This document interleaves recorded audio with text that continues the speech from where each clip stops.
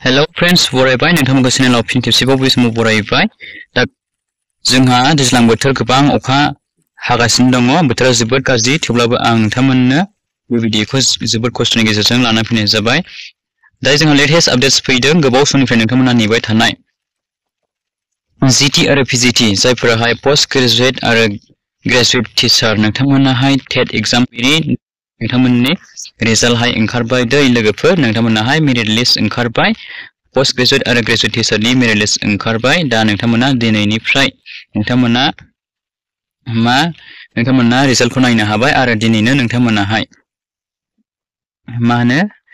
नैबे एपइन्टमेन्ट लेटारखौहाय दिनै रानगोन होगोन। दा नोंथांमोना बेखौहाय बबे जायगायाव लायनांगोन आं बेखौ दा लास्टआवहाय खिन्थाहरगोन। दा नोंथांमोनाहाय बेसेबां काट अफ थांखो नोंथांमोना बेखौ नायना लाबानो जाबाय ग्रेजुएट टीचार आरो पोस्ट ग्रेजुएट टीचारावहाय। दा जोंहा नै अफिसियेल साइटआव फैबाय लोगोफोर educationalbodland.gov.in आवहाय। दा बेवहाय नोंथांमोनाबो फैबानो जाबाय। बेनिफ्राय जोंहा काट अफखौ फार्स्टआव नायना लाग्रोनि लोगोफोर। जोङो काट अफखौ नायना लाग्रोनि गिबियावनो लोगोफोर। जोंना दायो काट अफआ नैबेनो, नैबे ग्रेजुएट टीचारनि दै लोगोफोर।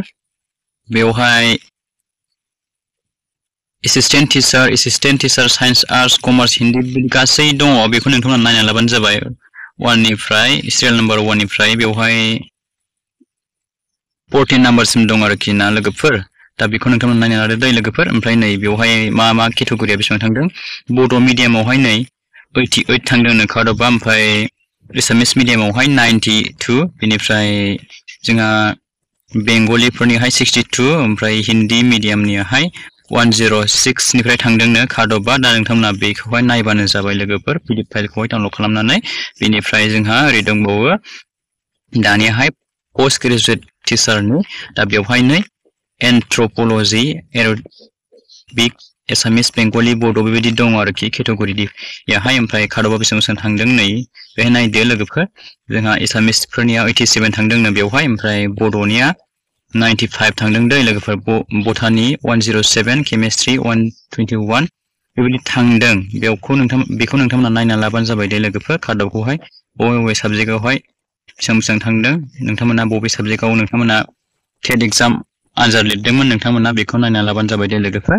दा बेनिफ्राय जोंहा फ्रेश मोनसे नटिस दंबावो लोगोफोर। दा बेनो जाहैबाय जोंहा नोंथांमोननि एपइन्टमेन्ट लेटारखौहाय माब्ला होगोन। बेवहाय बे नटिसाहाय ओंखारना फैदों। दा बे गोबां गोबाव जाबायमोन, बेयो 2024आवनो नभेम्बर मासनि 24 थारिखआवहाय बियो एग्जामाहाय जादोंमोन दै लोगोफोर। बे माबानियाहाय पीजीटी आरो जीटीनि बे टेट एग्जामाहाय। दा जोंहा बेवहाय दिनै लोगोफोर 18 थारिख नङा होमबा, दिनैहाय अदालगुरि कलेज अडिट'रियाम हलावहाय नोंथांमोनाहाय 10ता जानाय लोगो लोगो नोंथांमोना माबाखौ मोननो हागोन ना, एपइन्टमेन्ट लेटारखौ होगोन रानगोन। दा अदालगुरि डिस्ट्रिक्टआवहाय नोंथांमोना थांनानै लायबानो जाबाय दे लोगोफोर। बिनिफ्राय नोंथांमोना सोर पास जाखो नोंथांमोना बेखौहाय नायनो हागोन रल नाम्बार वाइज। नोंथांमोना बेखौबो नायना लाबानो जाबाय दे। दा नोंथांमोना रल नाम्बार वाइज नैबेयाव नायबानो जाबाय नै बे नैबे पोस्ट ग्रेजुएट टीचार लोगोफोर। बे पोस्ट ग्रेजुएट टीचारनि नोंथांमोना रल नाम्बार वाइज नायना लादो। बेवहाय नै सिरियाल नाम्बार दं, रल नाम्बार वाइज दङ, पोस्ट जीटी पीजीटी बे ग्रेजुएट टीचारनि बियो।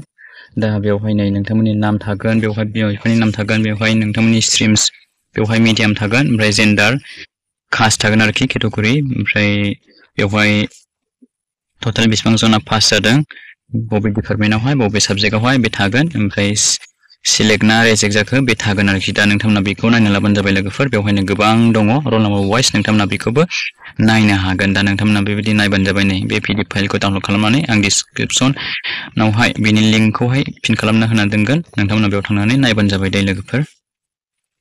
दानिया लोगोफोर नैबे पोस्ट ग्रेजुएट टीचारनि बे मेरिट लिस्ट, बेवहाय सिरियाल नाम्बार, रल नाम्बार वाइज, पोस्ट, ओमफ्राय केन्डिडेटनि नेम, मिडियाम, डिस्ट्रिक्ट, जेन्डार, कास्ट, ओमफ्राय साबजेक्ट थागोन। बेनिफ्राय टटेल बेसेबां जन पास जादों, सिलेक्ट जादों ना रिजेक्ट जाखो, बबे डिपार्टमेन्टआव नोंथांमोना बेखौ रल नाम्बार वाइज नायना लाबानो जाबाय। PGT, GT, post graduate teacher आरो ग्रेजुएट टीचार नोंथांमोना रल नाम्बार वाइज मेरिट लिस्टखौहाय नायनो हागोन। बेनिफ्राय नोंथांमोननि काट अफआ बेसेबां थांखो बेखौबो नोंथांमोना नायनानै लाबानो जाबाय दे लोगोफोर। बेनिफ्राय आङो जाखिनि इम्परटेन्स बेखौहाय खिन्थाहरखाबाय। दा नोंथांमोना बेबायदि नायना लाबानो जाबाय लोगोफोर। पीडीएफ फाइलखौ डाउनलड खालाम। दा बेनोमोन आरोखि लोगोफोर लेटेस्ट आपडेट्स।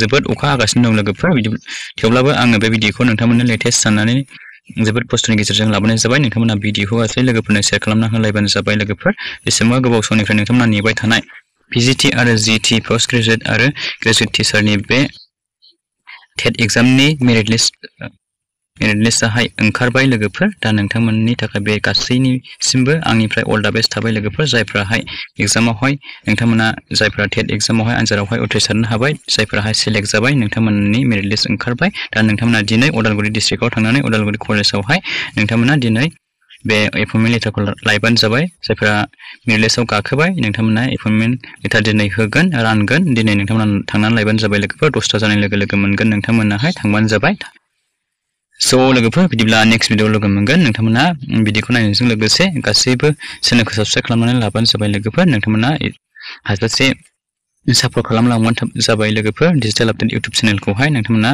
लासै लासैनो ग्र' खालामलांबाय थाबानो जाबाय लोगोफोर बिदिब्ला नेक्स्ट भिडिअ लोगो मोनगोन thank you for watching see you again bye bye and take care